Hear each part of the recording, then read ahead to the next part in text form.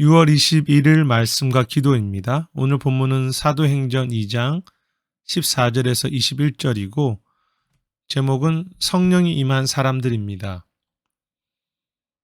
성령이 임하신 사건에 대하여 사람들이 오해하고 술 취했다고 말하자 베드로는 11사도와 함께 서서 그 상황을 설명하기 시작합니다. 16절부터 베드로는 요엘이 했던 말씀을 인용하는데요. 17절에 보면 말세에 내가 즉 하나님이시죠. 내 영을 모든 육체에 부어주리니 너희의 자녀들은 예언할 것이며 너희들의 젊은이들은 환상을 보고 너희 늙은이들은 꿈을 꿀 것이라고 그렇게 말씀하신 내용을 베드로는 인용합니다. 내가 나의 영을 모든 육체에게 부어주리라. 그리고 그러한 내용은 18절도 마찬가지죠. 특히 모든 육체에게 그 영을 부어주신다고 했습니다. 물론 현실적으로는 모든 육체가 아닙니다. 오늘 본문에서도 예수님의 제자들 특히 기도에 함께했던 이들에게 주신 성령의 부어주심이기 때문입니다. 하지만 하나님의 약속의 초점은 마지막 시대에는 대단하지 않고 평범해 보이는 모든 사람들에게 성령을 부어주신다는 것이지요.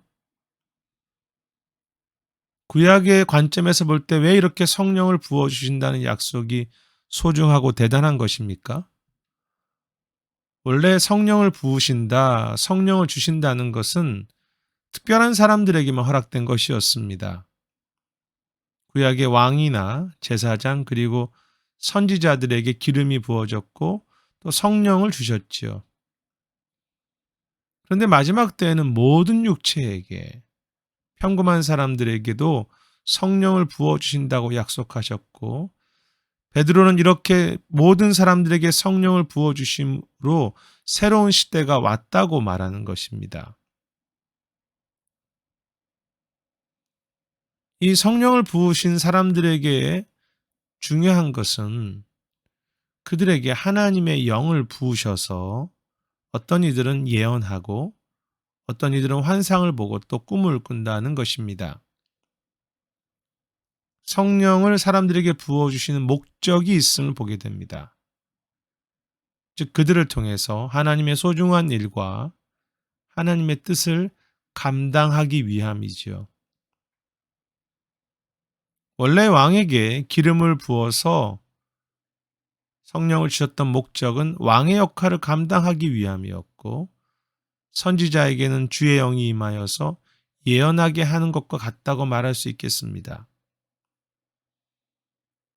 그러므로 성령이 임하셨다는 것은 단지 그들을 구원하고 새 생명을 주신 것을 넘어서 그들을 통해 하나님의 일, 하나님의 능력, 하나님의 소중한 일들을 감당하게 했다는 것과 함께 그들에게 권세가 하나님의 힘이 주어졌다는 의미가 되지요. 제자들에게 성령이 임한 것은 그들이 방언하고 은사를 체험하는 것이 목적이 아니라 그들에게 성령이 부어주심으로 복음이 전달되고 하나님의 나라가 확장되도록 하기 위함이셨습니다. 그것은 우리도 마찬가지입니다. 로마서는 하나님의 영이 없으면 그리스도인이 아니라고 했습니다. 그것은 다르게 말하면 내가 그리스도인이라면 하나님의 영이 있다는 뜻이고 하나님의 영이 있다면 우리 모두에게 사명이 주어졌다는 의미도 되지요. 예수 그리스도를 믿고 천국 가는 것이 목적이 아니라 그의 영을 부어주셔서 이 시대를 위해서 울고 우리의 주변을 살피고 섬기며 어떤 방식으로든지 주님의 나라를 확장하는 사명을 우리에게 주신 것입니다. 그리고 그 사명을 주셨다는 뜻은 그 성령의 능력과 권세와 하나님의 모든 은혜도 우리에게 함께 주셨다는 뜻이 됩니다. 오늘 본문에도 자녀들이 스스로의 힘으로 예언하고 젊은이들이 스스로 환상을 본 것이 아니라 하나님의 영이 그들에게 그렇게 할 수 있는 힘과 권세와 은혜를 주신 것이지요. 저와 여러분은 누구입니까? 성령이 임한 사람들, 즉 성령이 주신 그 사명을 가진 사람들이며 그 성령의 능력과 권세가 있는 사람들입니다. 우리에게 성령의 권세가 있습니다. 안타까운 것이 있다면 우리가 그러한 사람으로 세워졌고 우리에게 주신 권능이 있음에도 우리 안에 주신 그 성령의 권능과 권세를 잊어버리거나 그 사명을 놓치거나 실제로 믿지 않고 살아간다는 사실이지요. 우리는 성령이 임한 사람들이고 그래서 우리의 부족한 기도와 우리의 섬김으로 나아갈 때 그것은 우리 자신의 힘이 아니라 부어주시는 성령의 권능과 능력과 은혜가 드러나는 일이 되는 것입니다. 그것이 우리의 믿음이고 소망이고 우리의 영적 권세이지요. 우리 자신에게 오늘도 세상을 이기며 세상을 축복하는 예언과 환상과 꿈과 주님의 그 성령의 능력이 주어졌음을 놓치지 않고 그 사명으로 살아갔으면 합니다. 그런데 오늘 말씀과 관련해서 한 가지 더 중요한 사실은 마지막 때 하나님은 자신의 일을 매우 적극적으로 그리고 멈추지 않고 이루시고 계시다는 사실입니다. 물론 오늘 성령이 임하셨다고 해도 즉 마지막 때가 되었지만 모든 것이 하나님의 나라가 그렇게 쉽게 완성되거나 변화되지는 않았습니다. 그 이후에 많은 희생과 죽음이 있었고요. 그리고 그 하나님의 나라의 완성은 오늘까지 우리에게 기다림이 있지요. 하지만 오늘 17절부터 21절에 등장하는 하나님은 결코 멈추지 않으십니다. 17절에서 내가 내 영을 부으신다고 했고 18절에도 그때 내가 내 영을 부으신다고 했습니다. 그리고 19절에서도 내가 위로부터 큰 기사와 징조를 베푸신다고 했으며 20절에 영화로운 날이 이르기 전에 이 일들을 하실 것이라고 말씀하셨습니다. 그리고 21절에 누구든지 주의 이름을 부르는 자는 구원하시겠다고 하십니다. 계속 강조되는 것이 내가 이 일을 하겠다. 하나님은 이 일을 요엘과 구약의 많은 선지자들을 통해서 약속하셨고 그리고 그것을 이루셨습니다. 그리고 그 일을 이루신 하나님은 멈추지 않으시지요.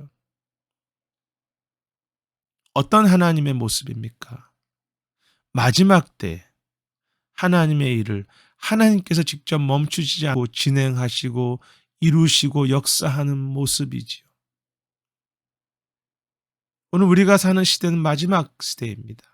아니 성령님께서 오신 시대부터 마지막 시대라고 말하지요. 그렇다면 우리가 사는 오늘과 내일은 마지막 시대이기 때문에 그 마지막 시대에 주님께서는 계속 부으시고 부으심으로 하나님의 일을 완성하시는 것입니다. 오늘 우리가 사는 오늘의 시간과 미래는 어떤 시간입니까? 하나님이 그 뜻을 이루어 가시는 시간들입니다. 성령을 통해 그 마지막을 이루어 가시는 시간들이지요. 그리고 성령의 사람들은 그 하나님의 이루심을, 그 하나님의 부으심을 소망하면서 함께 충성하는 사람들입니다.